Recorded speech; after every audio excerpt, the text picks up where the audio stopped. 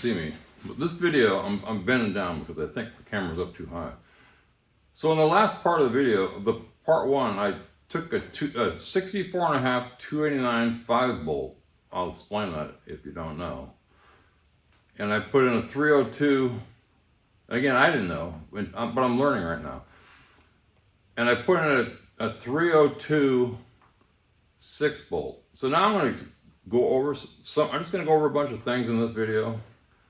I'm not ready to do anything. I still need to think about it, and I want to work on something else. But this is the transmission that came out of the car. So when I say 5 bolt, it means that there's 5 mounting bolts, and I'll show you a layout of that later. So this bell housing, we'll call it this transmission, but this bell housing and transmission, for now, it's going to be a little complicated. So this will not bolt up to the 302. Now this is a 6 bolt. You can see it's bigger. This came off of the 302. Now this is a FMX transmission. I don't know anything about them.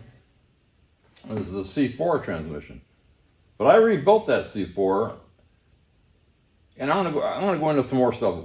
But I think I want to put the C4 back in there, and I'll show you why. If I want to use the C4, I need a different bell housing because the bolt pattern is different. I'll show you. So we'll take this I don't know what they call it, timing cover, and we put it on here. You can see the difference. It doesn't line up. Nothing lines up. So I went online and I tried to figure this out. I found another bell housing. Now supposedly this will work. So this is a 6 bolt that'll work with a C4. I think. I mean, that's what my research showed. The number on this, C50P7976A. I think the C is 60 and the 5 is 65. So this is a 65. So they must have, again, I don't understand all this yet. So now that I know, so again, I'm mumbling through this. So now I'm going to try to explain this. So this is the outer part that bolts against the engine, and this is the inner part.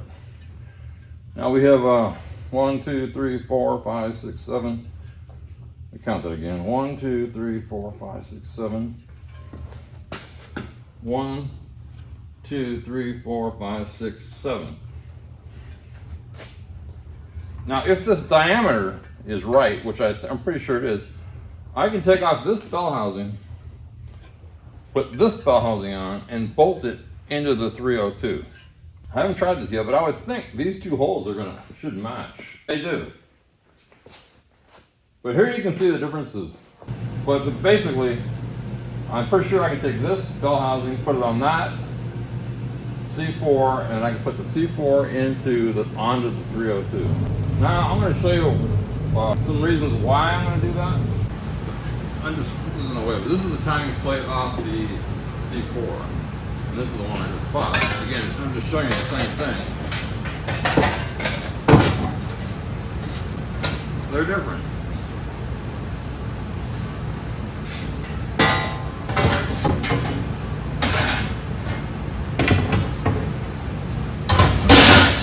If I measure, these lengths are just about the same.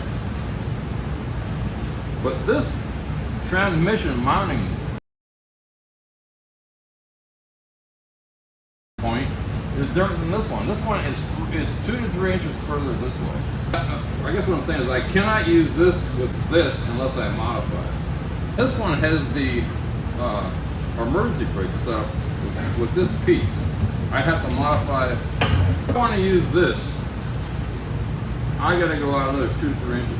So I was thinking I could just make a plate, you know, and move this out to catch that.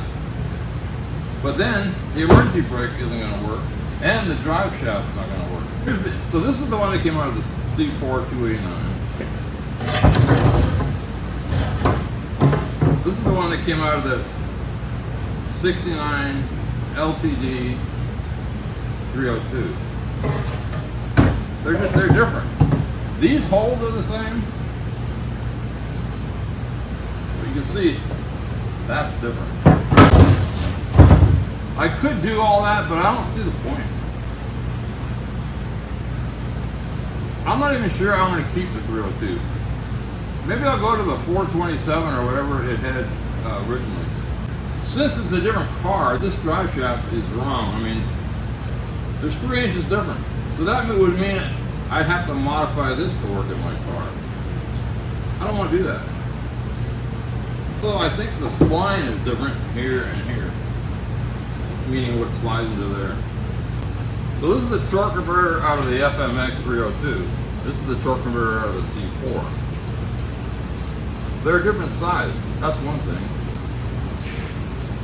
They're also a different height.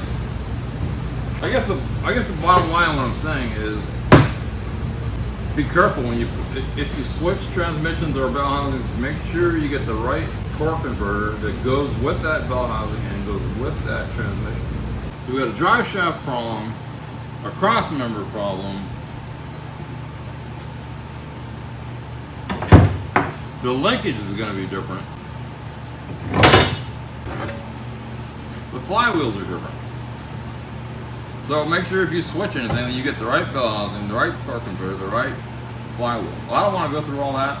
I think this will solve that problem. Then I can use the same torque converter, same flywheel, same cross member, same drive shaft, same linkage, same starter.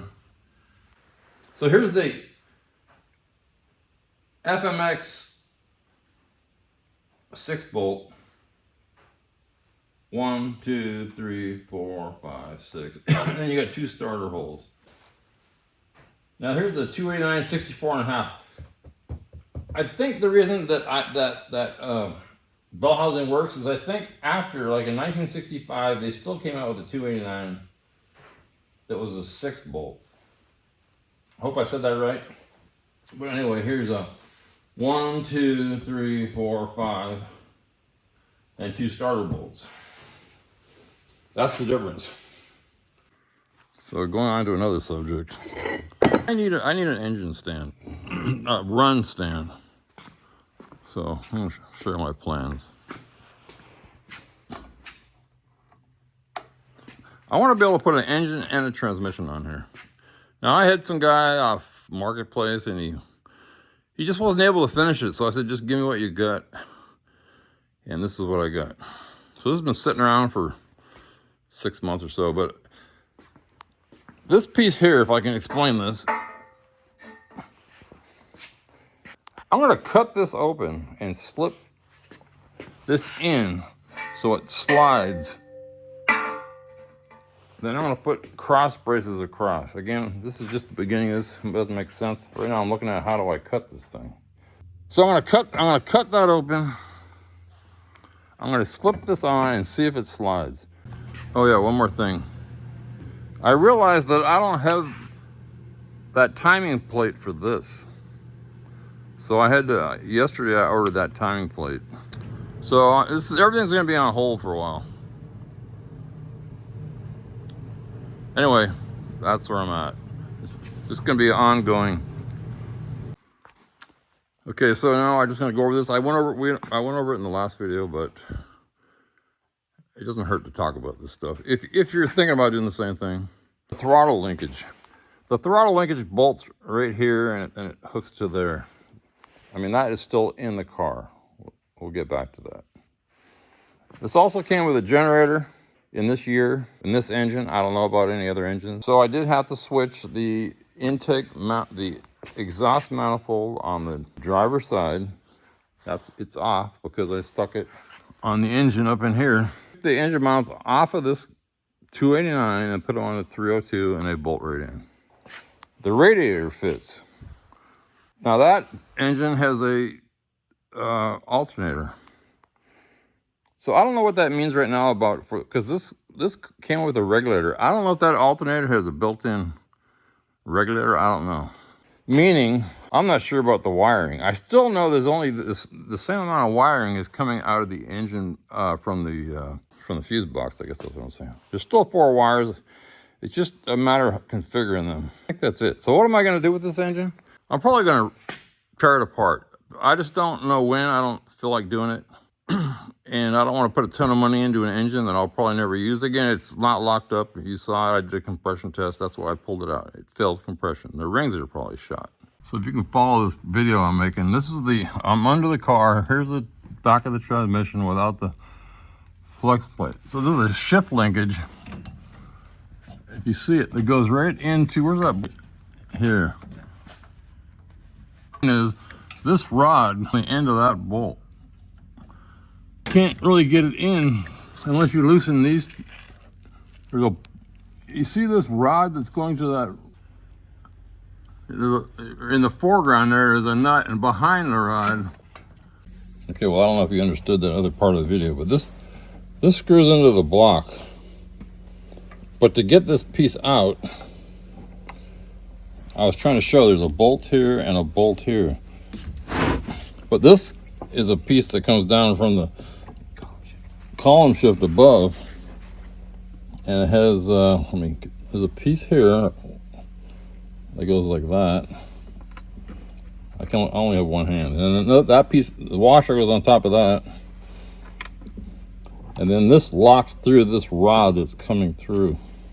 So there's a rod coming through, if that makes sense. Hose clamp. What do you think?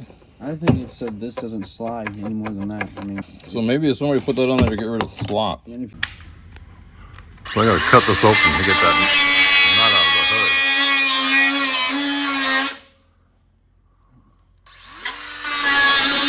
There we go.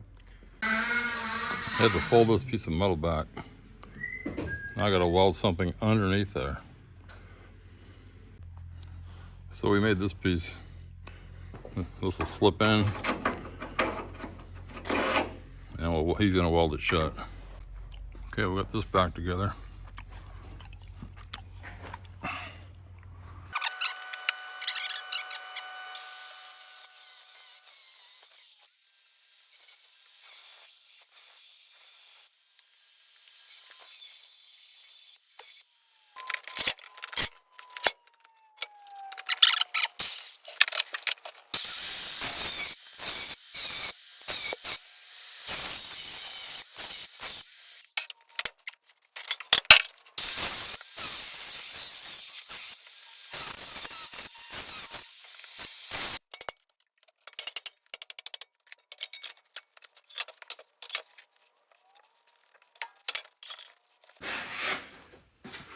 I finished it with a Sawzall.